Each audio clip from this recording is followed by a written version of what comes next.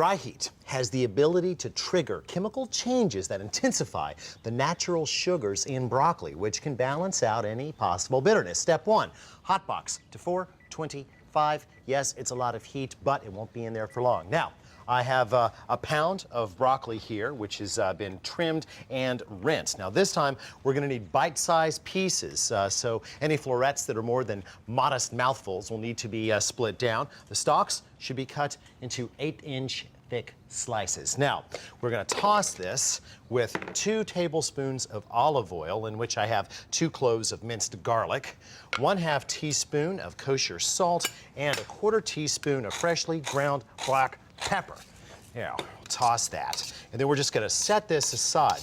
Now, changing the texture of a food can change the flavor by altering the way the taste buds perceive the chemicals involved.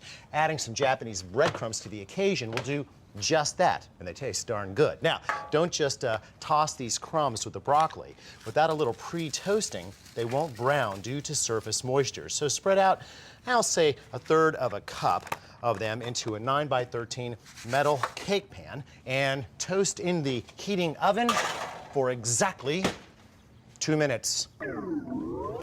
When the breadcrumbs look nice and toasty, toss them with the rest of the broccoli mixture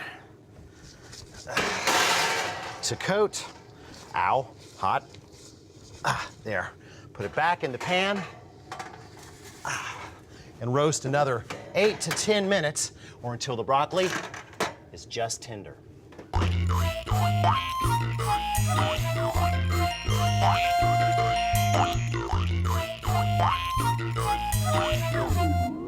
Upon exiting the hot box, I like to transfer the broccoli into another bowl, kind of just to knock down the heat a little bit, and toss in 1/4 of a cup of sharp cheddar cheese. Now, you could use just about any cheese. You could even use Parmesan here, but I like it sharp and a little on the gooey side. Now, when this cools, you can cover and refrigerate for up to 2 days. It will only get better with age. Me, though, I kind of like it when it's on the hot side.